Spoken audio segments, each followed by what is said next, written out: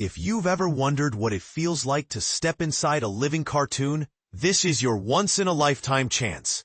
Warner Brothers Studio Tour Hollywood is throwing the ultimate birthday bash for Pee-wee Herman's very first and still most beloved movie.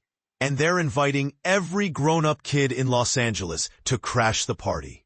That's right, 40 whole years after Paul Reubens peddled his cherry red Schwinn across the screen in Pee-wee's Big Adventure. The studio is dusting off the bow ties, firing up the projectors, and letting fans loose on the exact backlot streets where the magic happened. But here's where it gets controversial.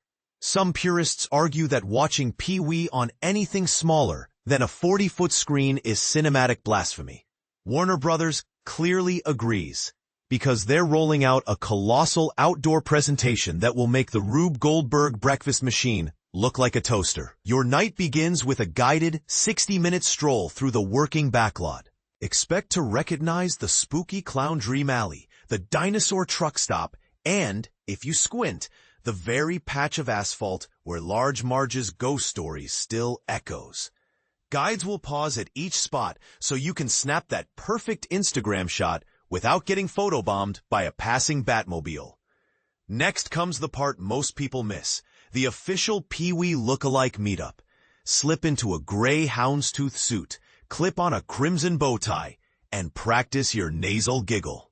The best doppelganger, as judged by audience applause, and rumor has it, the surprise cameo from Mark Holton, yes, Francis himself, wins bragging rights and a mystery swag bag.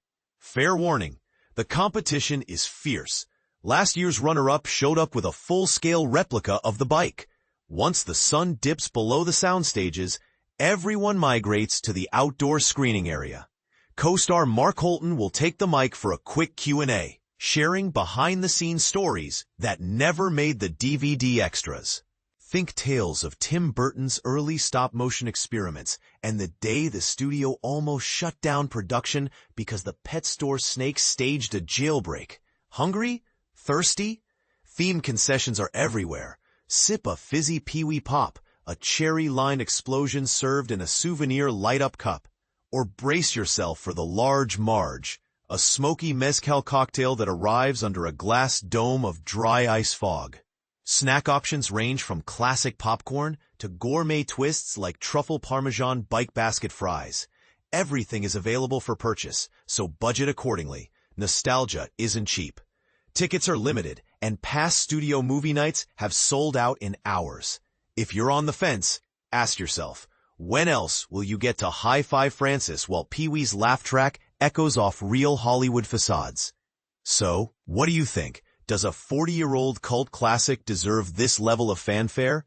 Or is Warner Brothers milking nostalgia for every last penny? Drop your hot take in the comments. Are you team celebrate everything? Or team let the past stay in the past?